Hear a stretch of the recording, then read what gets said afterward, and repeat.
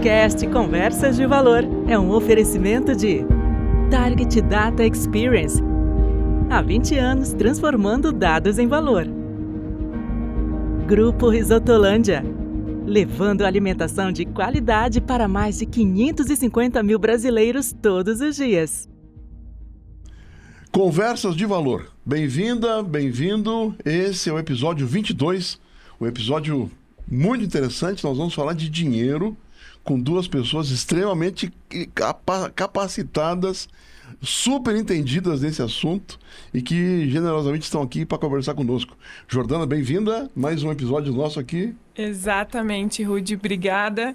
Estamos aqui para receber hoje o Jorge e a Regi. Assim eu vou... já com intimidade, o nosso bate-papo aqui já começou aquecido.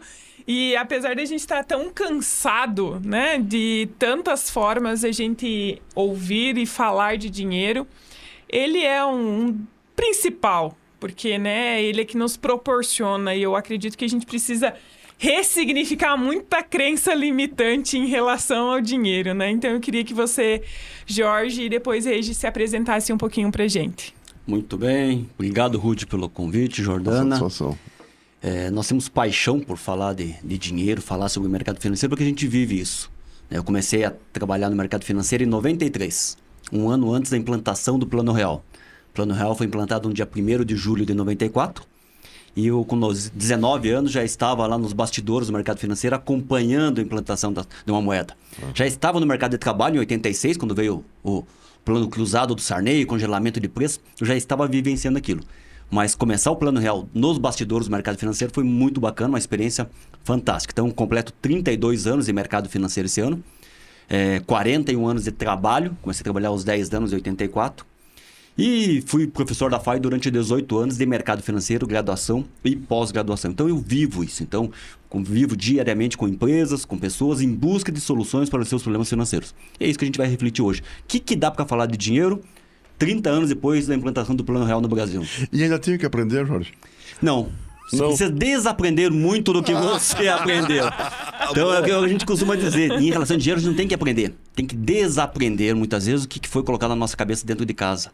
Com certeza. Que legal, que legal. Aí, ó, já deixamos uma... Fique até o final.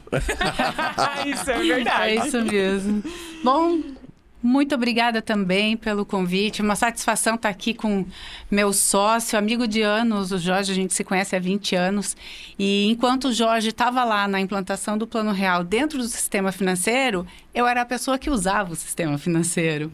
E nesse tempo todo que o Jorge foi construindo carreira no mercado financeiro, eu estava construindo patrimônio por meio do mercado financeiro. E é assim que a gente veio parar.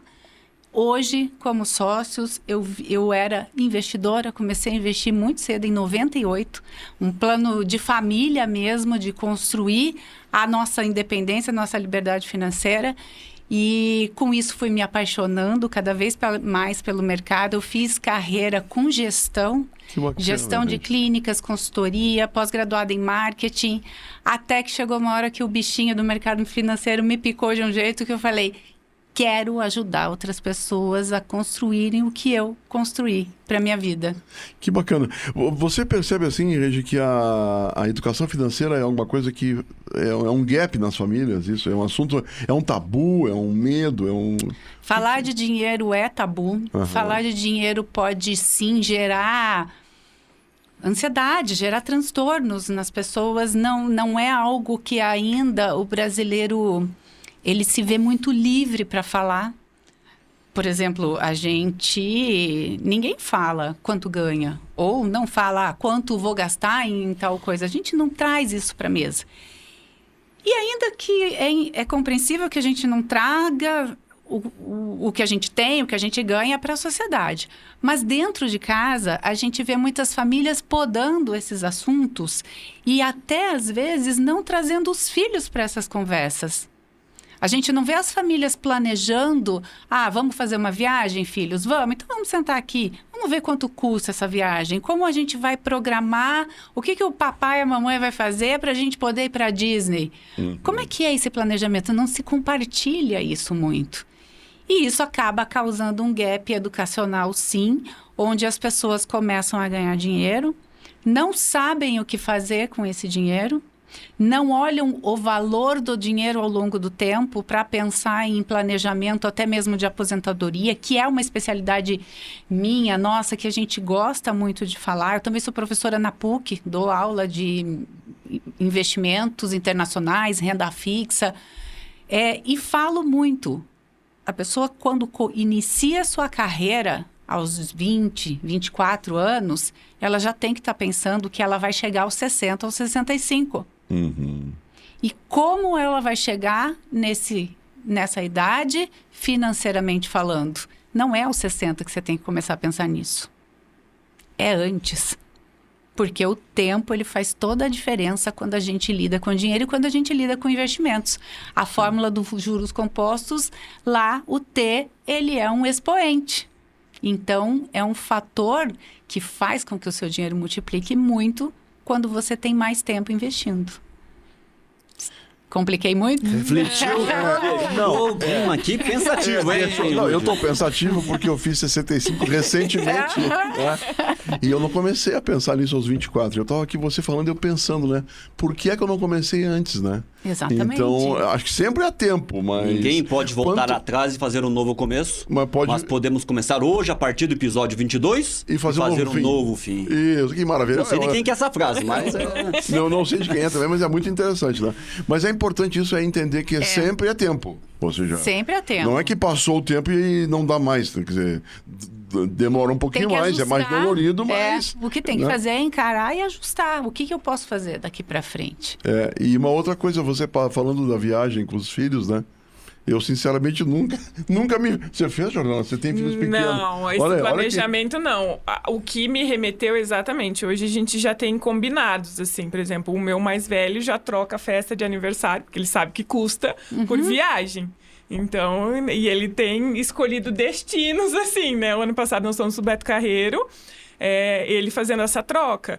E a mesada é algo que a gente trabalha. E eu, recentemente, tive uma maratona de escolas em Curitiba, na procura de uma escola para o meu filho, e eu vi que isso já é uma preocupação de um diferencial de ensino. Hoje você já tem escolas, né? E isso nos traz um conforto e um quentinho no coração, né? Porque eu acredito que o grande desafio de vocês é realmente a educação, né? Não é a prestação de serviço em si, mas é a educação do cliente em buscar esse tipo de serviço, né? Quanto mais ele aprende, quanto mais ele tem conhecimento, mais seguro nós temos em trabalhar com ele na assessoria. Então, a gente não falamos também, nós temos um escritório de investimentos aqui em Curitiba, credenciado a XP, desde 2018. E nosso desafio é isso, né? Às vezes a pessoa chega lá, quero investir com vocês. Que bacana, obrigado pela confiança. Qual que é o objetivo do dinheiro? Emergência. Opa! Mas peraí, o senhor já construiu, tem uma casa, criou os filhos, tem um carro, tá com 5 milhões, 3 milhões, 10 milhões. Que emergência que é essa? Que vai que surge uma oportunidade de um imóvel. Vai que surge alguém vendendo uma Ferrari com 50% de desconto. Falei, poxa, que bacana. Quantos Ferrari o senhor comprou com 50% de desconto? Ao longo da vida. Ao longo da vida. Quando aquele cara queimou, deu... Então as pessoas vivem com aquele negócio de ter liquidez. Olha liquidez. Que interessante. Assim. É um paradigma, né? Então, quem tem dinheiro quer ter liquidez. Ele não tem a visão de longo prazo que nem a gente compartilhou agora há pouco. Vamos divulgar alguns dados reais. Fevereiro de 2025 agora. Dados do FGC, Fundo Garantidor de Crédito. Todo mundo que investe em poupança, CDB, LCI e LCA tem um seguro. Caso a instituição venha quebrar, até 250 mil por CPF por instituição, estou protegido.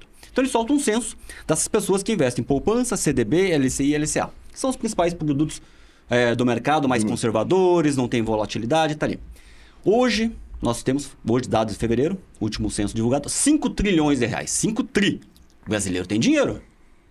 Temos 5 trilhões nesses 4 potinhos. Poupança, CDB, LCI e LCA. Dado assustador agora. Desses 5 trilhões, esse dinheiro distribuído na população brasileira, 50% dos brasileiros, metade dos brasileiros, se a gente chacoalhasse eles de cabeça para baixo, não teriam mais do que 10 reais. Metade dos brasileiros não teriam mais do que 10 reais. Então não tem dinheiro. Esse cara não tem dinheiro. Sim. Se acontece um imprevisto, bate o carro, ó, preciso comprar um remédio, ele cai no cheque especial, cai no rotativo do cartão, tá pedindo dinheiro para a família, tá no consignado. Ele não tem dinheiro, 50% da população. Vamos aumentar as faixas somando aqui, R$5.000. 90% da população brasileira, 9 em cada 10, não tem R$5.000 de reserva de emergência hoje, nesse exato momento. Se ele precisar de 5.000, ele recorre a crédito. Olha como o nosso país é pobre. O brasileiro poupa pouco, o brasileiro poupa mal, o brasileiro poupa Olha que sobra quando sobra. Hein? Estarrecedores, hein? Então, o censo do FGC está lá, divulgado a cada 60 dias. Do outro lado, eu tenho 75 milhões de brasileiros negativados. 75 milhões de brasileiros que não conseguem hoje tomar crédito porque estão já no nome do Serasa e no SPC. Então, nós temos hoje 110 milhões de brasileiros economicamente ativos, 75 milhões estão impedidos de tomar crédito. Então, Ruth, quando você traz uma pauta como essa, Jordano, quando você traz uma pauta sobre essa, de fazer uma reflexão sobre as nossas decisões financeiras, é isso. Tá difícil. Aí teve a reforma da Previdência, em 2019. As pessoas que se aposentavam com 35 anos de contribuição já não estão aposentando. Eu tenho 51 anos de idade e 36 anos de contribuição em carteira. Hoje, se não fosse a reforma de 2019, eu já poderia me aposentar e ter 8 mil por mês vitalício, com 50 anos. Porém, se o Jorge fosse até os 100 anos, o governo teria que provisionar com o Jorge, só com o Jorge, 20 milhões de reais.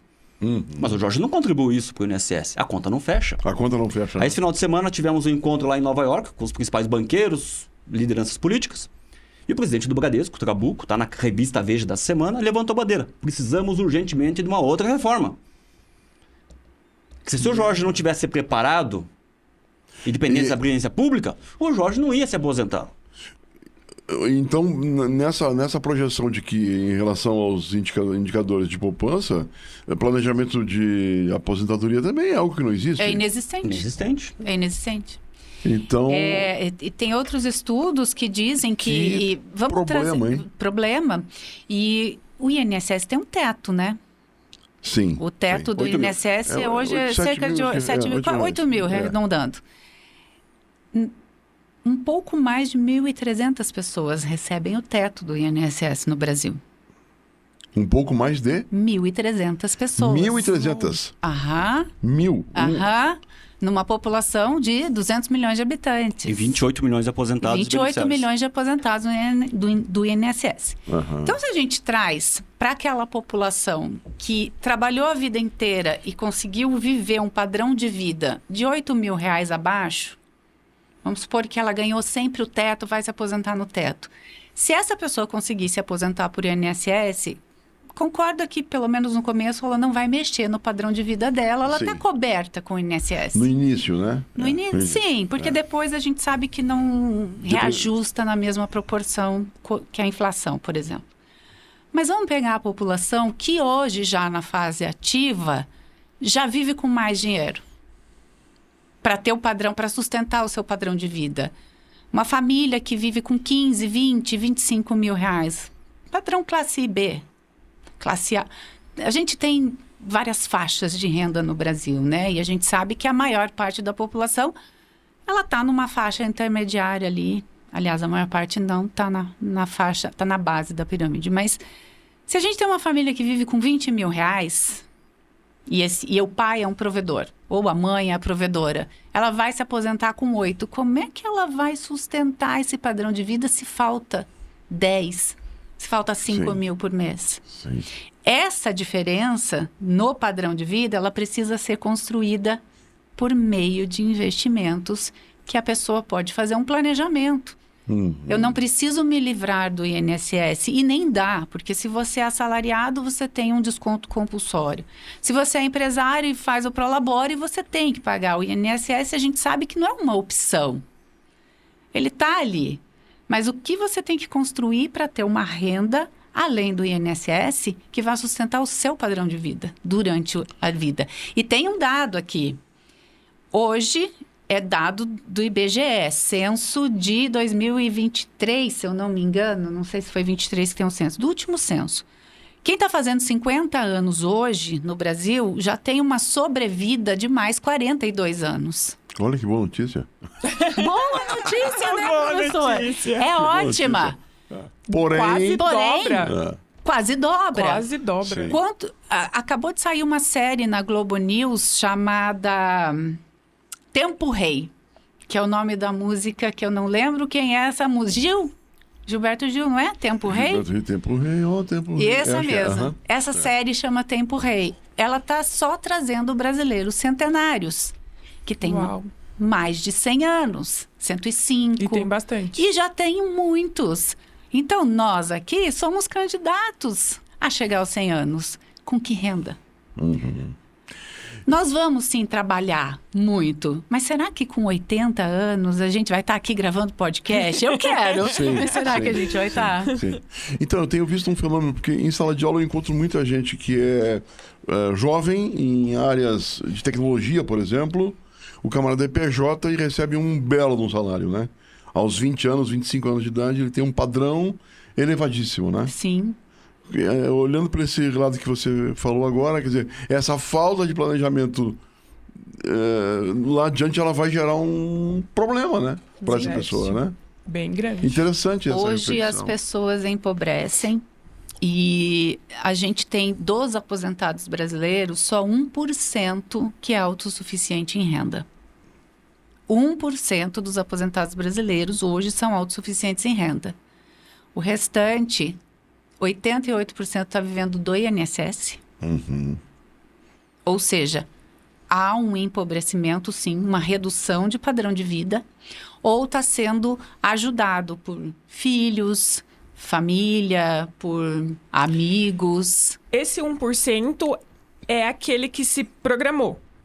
Possivelmente. Que tem uma renda, uma aposentadoria extra, uma previdência privada, imóveis de aluguel, alguma outra fonte Possivelmente. de recebíveis aí. Possivelmente. Exatamente. E quando que o brasileiro Assustador. empobrece? Quando? Quando? Quando? Em que momento que o brasileiro empobrece? Quando casa. Eu achei que você ia dizer que quando divorcia. Aí ele acaba, ele divide aquela riqueza que construíram juntos. Tanto que a gente tem até um curso que a gente pretende lançar, né? Casais inteligentes separam milionários. Que eu posso construir, mas o que acontece quando casam? Vamos lá, eu estou em sala de aula, vi os jovens, você em sala de aula, você em sala de aula. Vamos casar. O que colocaram na cabeça desse jovem? Que ele precisa ter o quê nesse casamento, nessa fase inicial? Quem casa quer? Quem casa, quem Casa. casa. É. Casa. Como que o brasileiro compra casa hoje em dia no Brasil? Chega lá, faz um Pix, passa um cartão em 10 vezes, Financiamento em... 35 anos. financiamento em 35 anos. Um imóvel hoje, para começar a vida, 500 mil. De repente, 2 quartos, 500 mil. Dá entrada de 100, financia 400. 400 mil em 35 anos, hoje, ele tem uma prestação de 5 mil reais. Durante 35 anos. Qual é a renda de uma família, de um jovem, hoje um casal jovem, para bancar uma prestação de 5 mil? Só com a prestação do imóvel. Ali ele empobreceu. Ele não teve casa, ele teve uma dívida. E o que ele esquece, até fizemos isso semana passada numa palestra com a Regi, a gente abriu esse financiamento imobiliário. Desses 5 mil que ele paga de parcela, sabe quanto que de fato ele vai quitar da dívida mês a mês? 1.000, sei lá. 20 reais. Ah, sério, Jorge? Sério. O resto As é... pessoas não abrem o financiamento. Sim. As pessoas financiam as coisas pelo o quanto a parcela cabe no bolso. Mas não faz a conta Do quanto tá custando do quanto isso. aquilo está custando e nem das outras formas que ela poderia pensar em adquirir aquilo. Porque por que financia? Porque as pessoas pensam, aluguel é eu jogar o dinheiro fora, né? É um conceito que colocaram na cabeça desde pequeno. Mas o que é o financiamento se não um aluguel do dinheiro? Uhum. É bem a mesma coisa. Sim, Aí daqui a nessa pouco, ótica, esse né? casal jovem não deu certo. Separa, que hoje divórcio não deu certo. Então, pum. Quem que fica com essa dívida de 5 mil? Que os dois fizeram o financiamento juntos. Foi o que a gente falou agora há pouco. Caiu uma renda, Doutora Jordana trabalha com isso. Com quem que fica? Vim buscar a estatística né? aqui. Vai para leilão esse imóvel, que era um sonho e vira um Alguns pesadelo. casos, sim. Ou esse jovem recebe uma proposta para mudar de cidade, mudar de estado, de trabalho, alguma coisa assim. Tô preso naquele financiamento imobiliário. Aí eu deixo o financiamento aqui e vou alugar lá na outra cidade que eu tô indo. Ou abro mão da oportunidade. Quer dizer, eu costumo dizer para os casais, não compre imóveis antes dos 40 anos. Porque até os 30 tá dentro de casa. Sim. Hoje, né? É, Hoje. É fato. dos 30 aos 40, então ele vai construir um padrão, ter uma reserva, decidir que tamanho que vai ser a família, onde que ele vai desenvolver a carreira dele. Depois dos 40, economizei e vou lá dar uma entrada. Mas as pessoas hoje com 20 e poucos anos estão entrando no financiamento imobiliário e acabando com a vida. Estão empobrecendo. Bom, comprei um imóvel. O que eu quero em seguida? O carro. Um carro hoje de 150 mil reais. Não tem carro menos de 100. Quer dizer, uma parcela lá de um carro de 3 mil mais um imóvel de 5 tem 8 mil. Que renda que esse casal tem que ter? Aí o casal quer ter o mesmo padrão de vida quando morava com os pais. Viajar, restaurante... Não fecha. Não. Empobreceu. Empobreceu Mas, pelos Jorge próximos do 30 céu. anos. Mas vamos pensar no aspecto positivo. Tem saída para esse... Pelo amor de Deus. Tem. Mas vamos deixar pro final. Temos tempo ainda. Vamos pro final. Mas temos saída.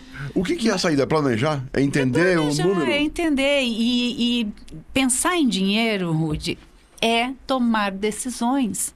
É saber tomar boas decisões. Muitas vezes impopulares, né? Provavelmente. Sim. É cortar, é você reduzir, olhar para si, é não ceder às pressões sociais, por exemplo. Né? Por que às vezes a gente vê pessoas tendo um carro que não comporta, que a renda dela não comporta, mas ela tem que ter porque ela circula no meio que todo mundo tem o mesmo carro. Então, essas pressões e aí entra o fator emocional, a maturidade. Essa decisão de comprar ou não comprar um imóvel, de viver no imóvel próprio ou de aluguel, ela não é só racional. Mas ela é uma decisão que ela tem que ser colocada, todas as coisas ali. Um casal jovem que ainda está numa carreira que não está estabelecida, será que vai ficar mesmo morando em determinado bairro a vida toda? Será que não vai ter filhos depois e vai precisar de um lugar maior para morar? Tem muita coisa que precisa ser levada em consideração. E aí começa a entrar fatores emocionais, em como lida com tudo isso. Porque dinheiro... Rudy e Jordana, sempre vai ser um problema. Dinheiro sempre é escasso.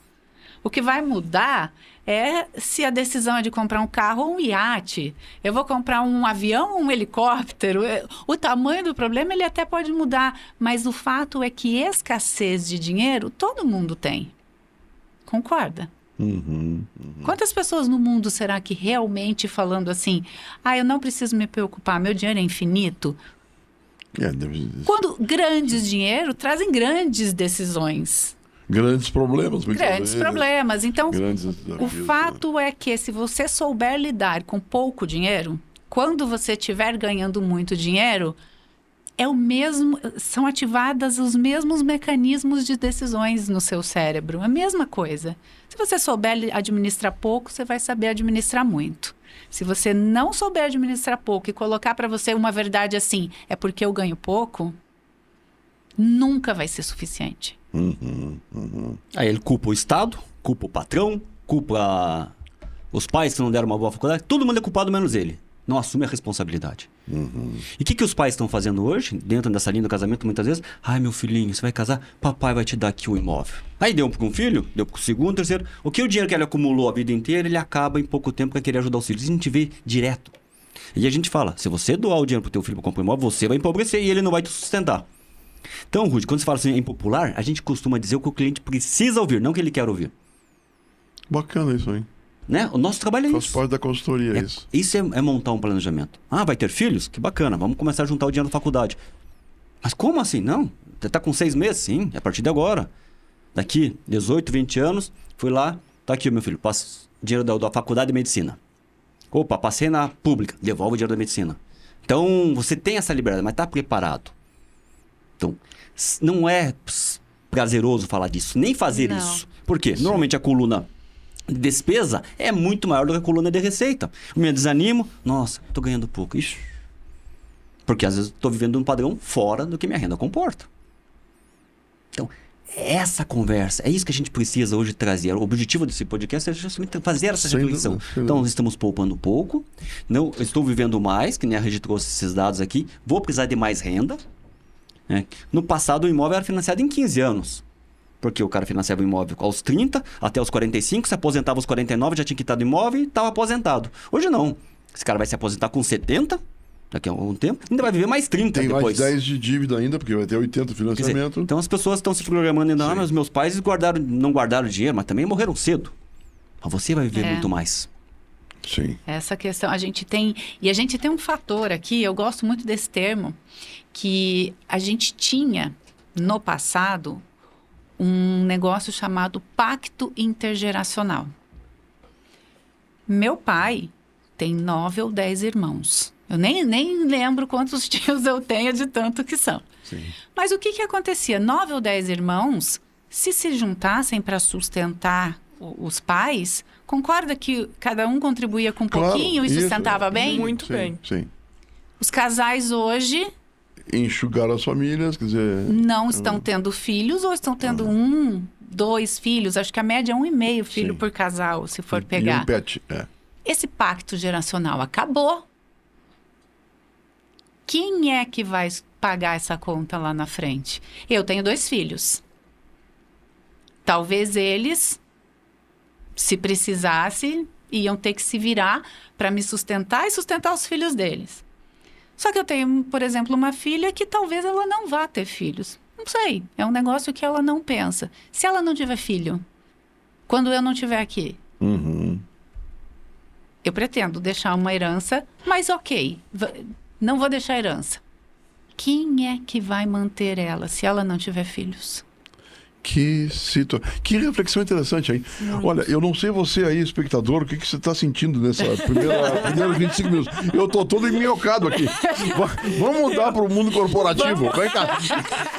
Não vai mudar nada, só o CPF pro CNPJ, vai estar tudo igual.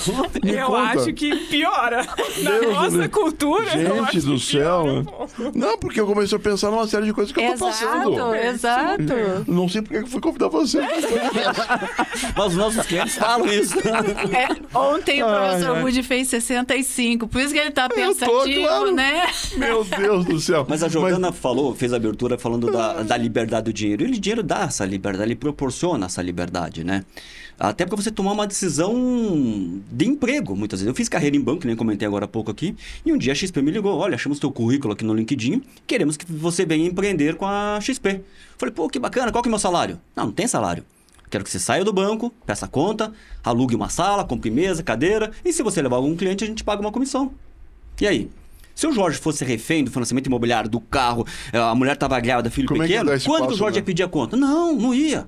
Então, quando você tem uma reserva, poxa, eu tenho, X período que eu consigo, se não der certo lá... Tem uma apneia, né? Então, se caso contrário, eu teria ela no banco hoje, com 50 anos, ser mandado embora, porque quando começa a ficar caro, né, porque o banco enche, coloca um jovem de 18, 19 anos, recebendo uma fração do que aquele executivo receberia. Então, te dá essa liberdade também. Então, isso é fundamental. Não é só o amor, o dinheiro. Mas o amor, o dinheiro. Não.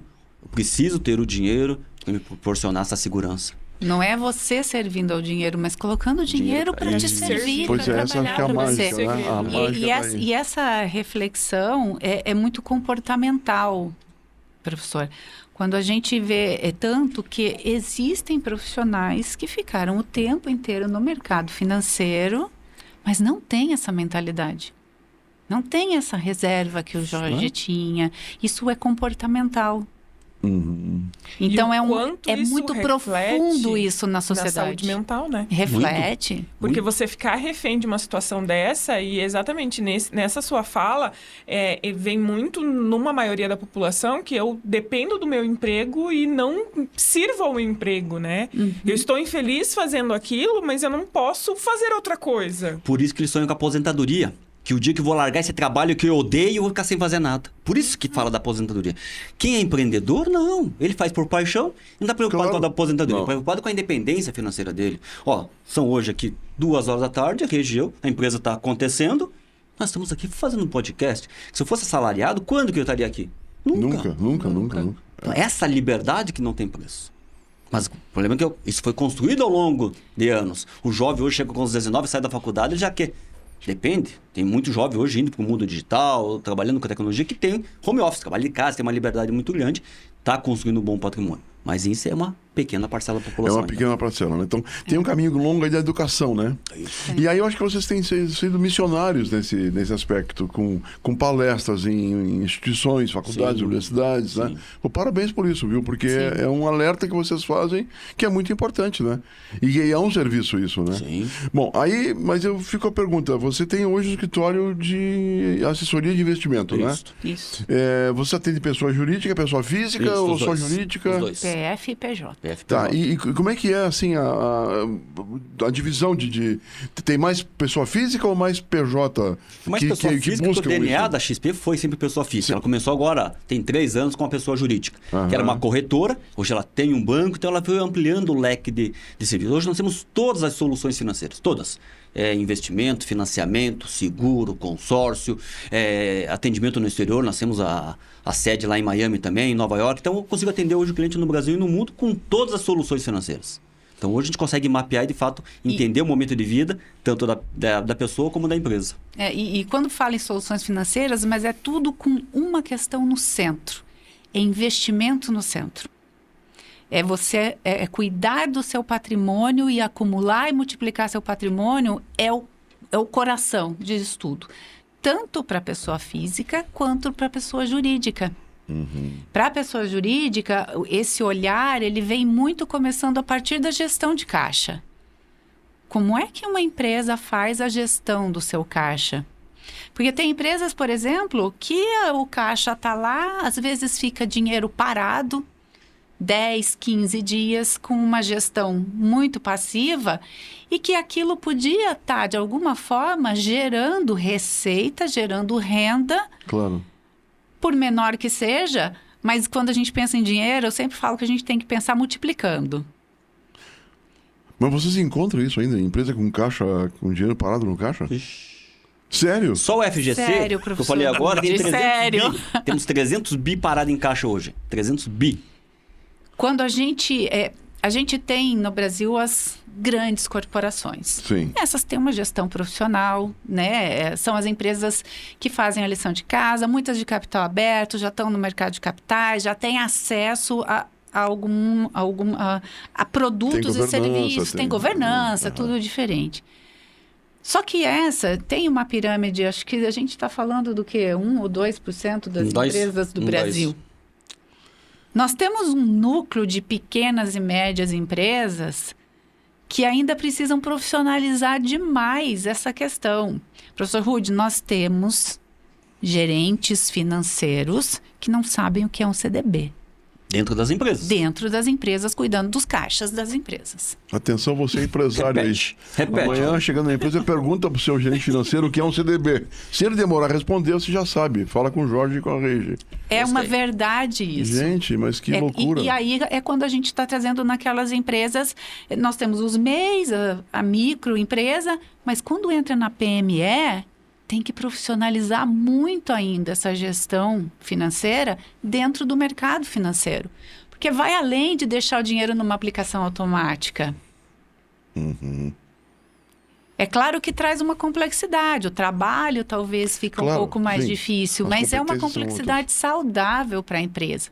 Tem empresa que só com uma gestão de caixa mais ágil, no final do ano, ela teria ali um bom dinheiro que bancaria alguns funcionários, por exemplo, com 13º. Mas muitas vezes o financeiro é assalariado. Ele fala, para que eu vou trabalhar, estudar, ter risco? Meu salário vai ser o mesmo. Ele fica ali. Se esse diretor, dono da empresa fala assim, Rudy, você é o financeiro. Quanto mais você conseguir reduzir custo ou maximizar a nossa receita aqui, você tem um percentual. Tá entendendo? Sim. Precisa abrir a mente, muitas vezes, também do empresário. O nosso negócio... Por que o Jorge largou um pacote de benefícios no banco e foi lá empreender com a XP? A XP falou, cara, quanto mais você fizer, a gente vai dividir. Tudo Claro. que você faz, meio a meio. Sim, eu vou saio trabalhar. correndo. Você tem a visão empreendedora, você tem a visão do negócio... eu Na vou verdade, você trabalhar já por isso. trabalha muito. Né? Exatamente. Você só vai ver números diferentes. É justamente isso. Quer dizer, então eu preciso começar a mostrar para aquele financeiro e ele tem que ter uma... Como que esse financeiro pede aumento hoje? Seu Rude, me dá um aumento? Tem 3 companhias atrás de mim. Rude, opa. Quais são essas companhias? Companhia de água, de luz e telefone. Não vai adiantar. Isso não vai te dar aumento de salário, né? Olha, seu Rude, fechou 2024 o balanço aqui. A empresa faturava tanto, estava aplicado no banco, na aplicação automática, rendia 5% do CDI. Tive uma assessoria, consegui aumentar em R$200 mil a receita. Isso foi um caso real de um cliente nosso. No ano ele teve 200 mil a mais só realocando investimento. O que eu faço com 200 mil a mais no final do ano? Foi o que a gente falou, faço um evento, A gente foi no final do ano numa empresa que ela fechou uma Dalô só para todos os funcionários. Todos. Agradecer que todo mundo tinha resultado e tinha uma participação nos lucros. Esse cara volta muito mais empolgado no ano seguinte para trabalhar. Toda a vida. E a questão de você trazer esse gerenciamento para a empresa, a gente entende que o negócio da empresa é o business dela. Ela tem que fazer lucro com o que ela se propõe a fazer. Ela não tem que se preocupar em fazer lucro por meio do mercado financeiro. Mas aqui a preocupação é só otimizar. É só incrementar o que já existe. Porque o lucro mesmo ela vai fazer com a operação dela.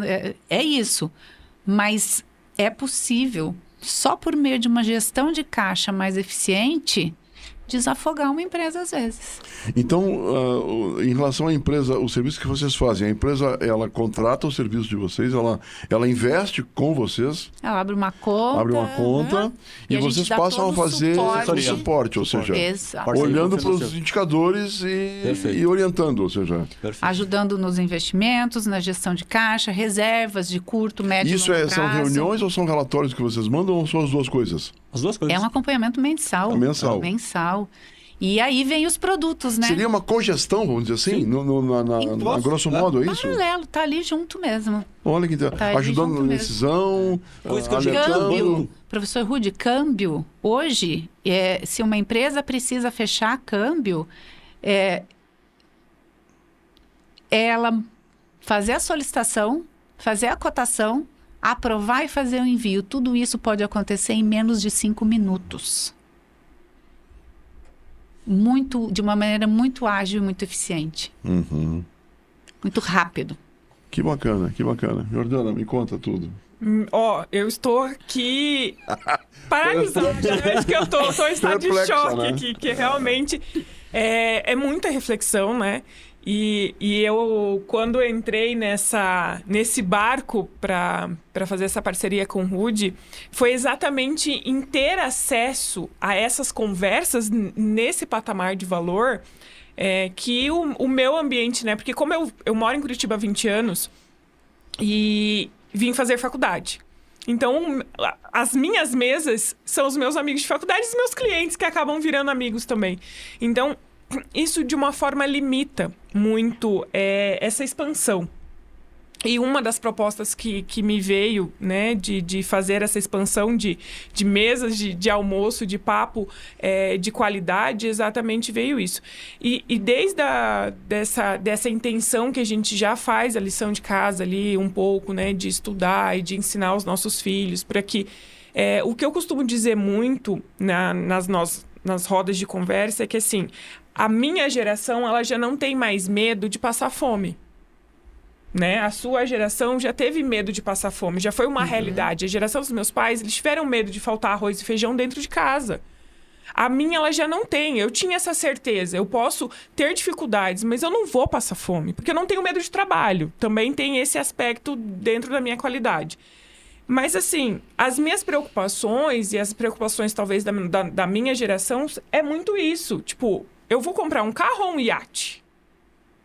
Né? Porque é uma questão de planejamento. Eu posso comprar um iate. Sim. Quando? E qual é o destino? Né? É só uma questão...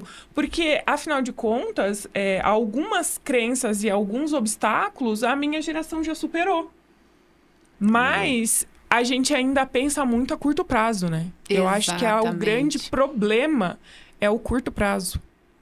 A gente tem dificuldade de enxergar a nossa vida 10, 20 anos à frente. Sim, exatamente. O ponto é que o nosso longo prazo chega. E está chegando. Bom, colocamos os dedos nas feridas. Que maravilha. E o Rude perguntou, qual que é a solução? Se só apontar o dedo. Solução. Como que eu começo? Como que eu mudo isso? Como que eu identifico se eu estou no caminho correto, se tem rotas a corrigir? Né? O primeiro ponto é isso. Encontrar um profissional que tenha bagagem, que tenha confiança, que tenha experiência. Vai fazer uma cirurgia. Você vai pegar um estagiário ou pegar um médico com residente 40, 50 anos. Né? Então é isso. Né? O bom do nosso trabalho é que é isso. A gente tem a bagagem, a gente costuma dizer, nós sabemos fazer e sabemos ensinar. Porque estamos dentro Muito da bom, academia, da muito faculdade bom. e estamos dentro do mercado financeiro. Né? Jorge, tenho isso, né? Por que eu faço? É o que a gente aconteceu agora recentemente em agosto. Nós fizemos uma palestra numa empresa ali que fez um PDV, 1.400 funcionários saindo, renda de 30, de 20 caiu para 8. E aí? A conta não fecha, filho ainda na faculdade, compromissos. Saiu com PDV, tinha $500 mil, tinha 1 milhão. Bacana, só que dentro do padrão de vida a gente tem uma ferramenta lá, a gente mostra, daqui 10 anos esse dinheiro acaba. E você vai viver mais 30. Qual que é o ativo que ele levou 30 anos para quitar? A casa. Os filhos já foram embora, só está o casal numa casa de 3, 4, 5 milhões. Vende a casa e vai para algo mais simples. Ah, não. Isso aqui vai me... eu estou delapidando aquilo que eu levei a vida inteira para construir. Isso é muito forte que a gente Eu falou. recebo amigos para tomar um gin aos sábados. Como é que eu vou receber o meu amigo? Foi o que a gente falou. Eu... Espaço gourmet? Como que não tem espaço gourmet? Eu sempre venho com a frieza dos números. O cliente vem com a emoção daquele bem. Foi o que a gente comentou agora há pouco. É uma decisão muito emocional. Eu estou com o caso de um cliente que ele precisa tirar 40 mil por mês. Ele precisa tirar. Agora, nós estávamos reunidos com ele. Falou, olha, ele está com 70, aos 81 acaba o seu teu dinheiro. Só que ele tem mais 7 milhões de imóveis. O apartamento que ele mora hoje custa 5 milhões, vale 5 milhões, e mais um apartamento em outra cidade de 2 milhões. Mas ele tem, não, mas eu me apeguei. Eu tenho a vista do meu imóvel que eu levo lá, vejo Curitiba toda. Como que eu vou abrir mão? O que os meus amigos vão falar? A gente fica preso muitas vezes, o que os outros vão falar da gente? Né? A gente quer viver para os outros. Muitas vezes a gente quer comprar o que não tem, comprar o que não precisa com dinheiro que não tem, para mostrar para quem não gosta aquilo que não é. Né? Você falou do iate. Por que eu quero iate? Sim. Eu vou usar um iate. Por que eu quero comprar um avião? Muitas vezes eu uso um avião. Então, é desprender. Mais uma vez, não estou falando que é certo nem errado, nem porque você não tem o iate, o que você... Mas a gente ajuda, através dos números, mostrar, ok, se você comprar a Ferrari aqui, comprar a Porsche, você vai ter que trabalhar mais. Ou vai ter que receber menos aposentadoria. O que você prefere hoje? Decisão é tua, a gente só mostra o caminho. Então, temos alternativa. Primeiro ponto, então, é identificar o diagnóstico. Saber o seu ponto de partida. Ponto de partida. Onde é que eu tô? Qual é a minha realidade hoje? Tô deficitária, tô superavitária, meu patrimônio líquido é positivo, é negativo? Qual é o meu patrimônio líquido? E em planejamento financeiro, a gente olha muito isso, trazendo das empresas essa ideia para a pessoa física. Qual é o seu patrimônio líquido hoje? Ele está positivo? Está negativo? Está empatado? Como balanço, é que é isso? Né? Aqui a gente está falando balanço patrimonial. Se eu coloco todos os meus ativos e todos os meus passivos, aquilo que eu devo, quanto que está sobrando hoje? O que tem? Quem comprou uma casa financiada agora mês passado, não tem nem a porta quitada ainda, porque tem lá a casa, deu entrada, ele não tem uma casa. Tem a documentação, pagou. Ele tem uma porta quitada de repente. E aí, partindo de onde você está, a gente precisa traçar para onde você quer ir. Concorda que isso serve para a empresa e para Claro, pessoas? Totalmente. Se eu estou aqui, para onde eu quero ir? Qual é o meu planejamento?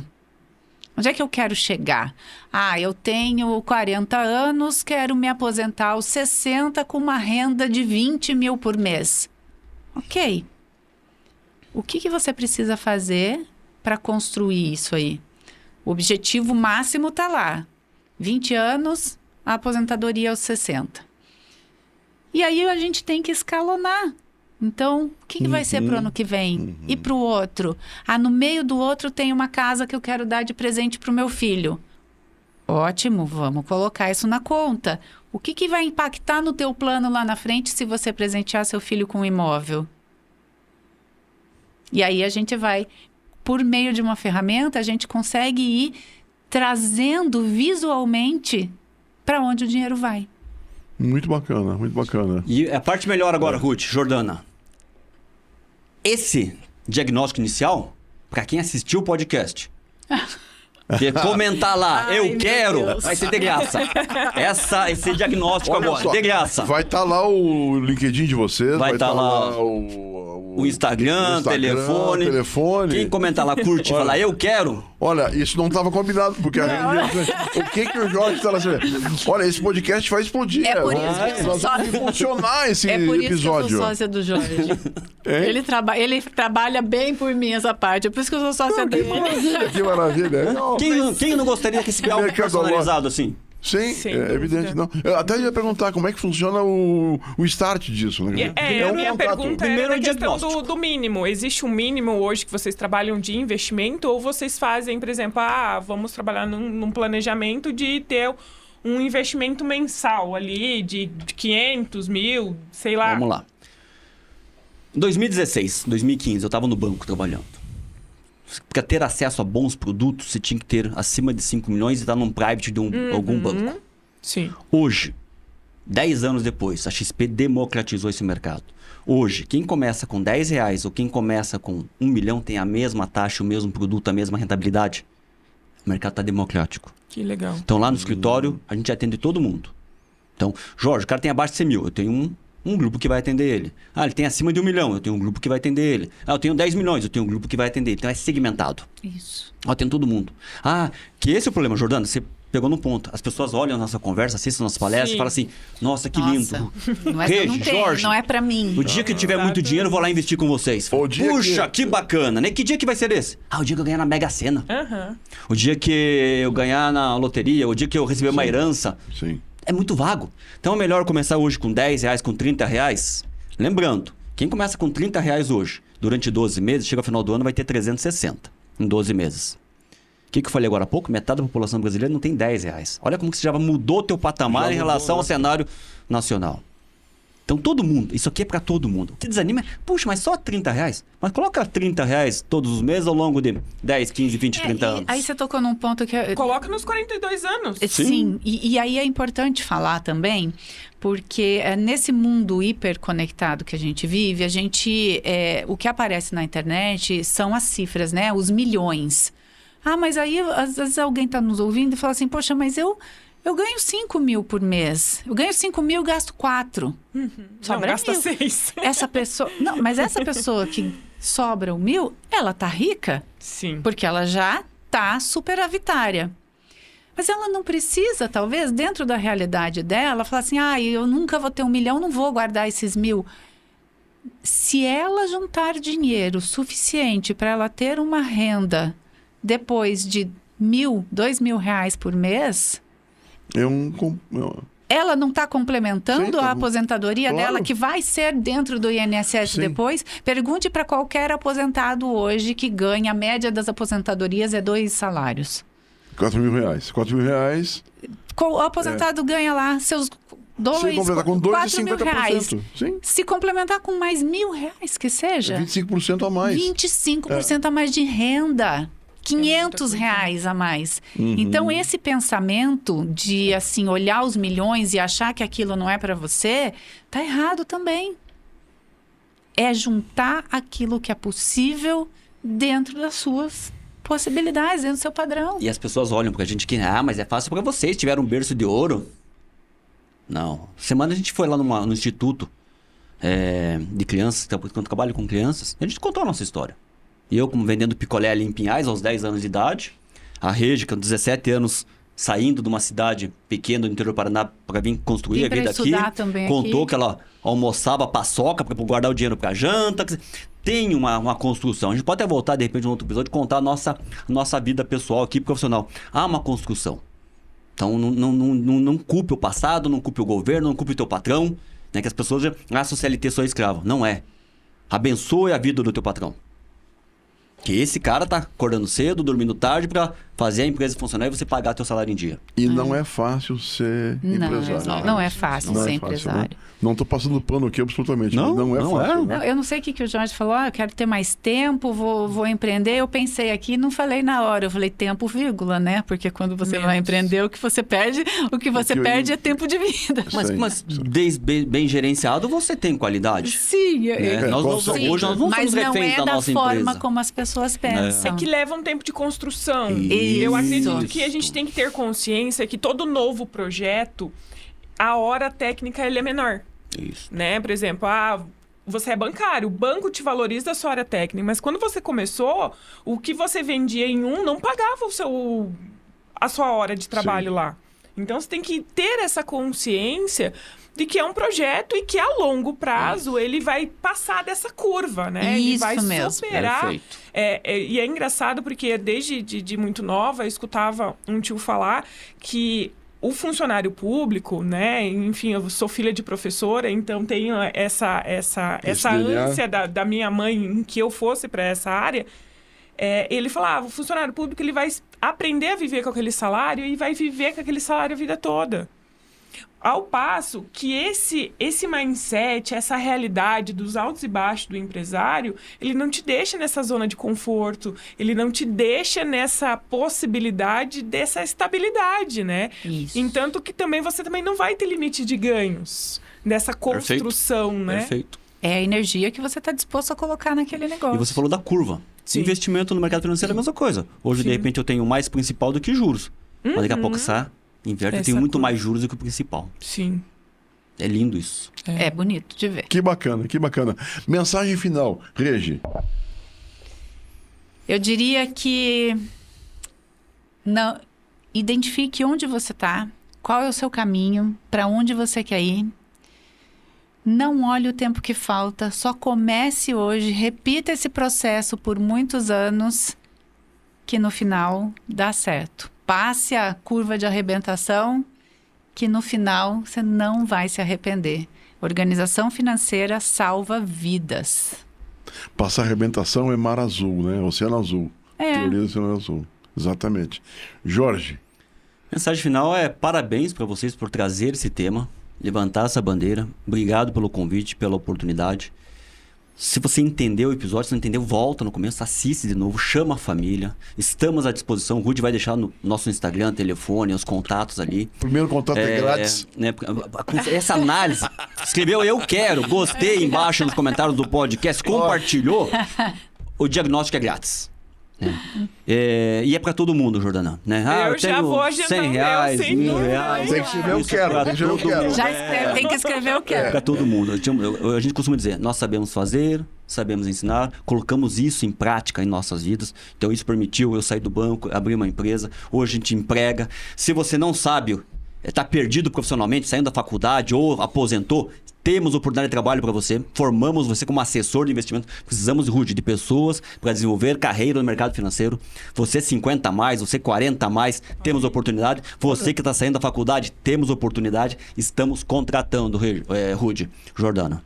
Vocês preparam, formam e absorvem. Exatamente. Que maravilha. Olha que oportunidade interessante. Eu quero. O mercado é carente de bons profissionais. Que maravilha, que maravilha. Olha, gente, muito obrigada também, tá? Eu pareci mal educada, esqueci de agradecer a vocês. Muito obrigada pelo convite. Mas Ford já dizia isso, né? Que é ignorância não querer formar, né, para não ter essa mudança desse mindset. Então, realmente, acredito que é um diferencial muito a educação.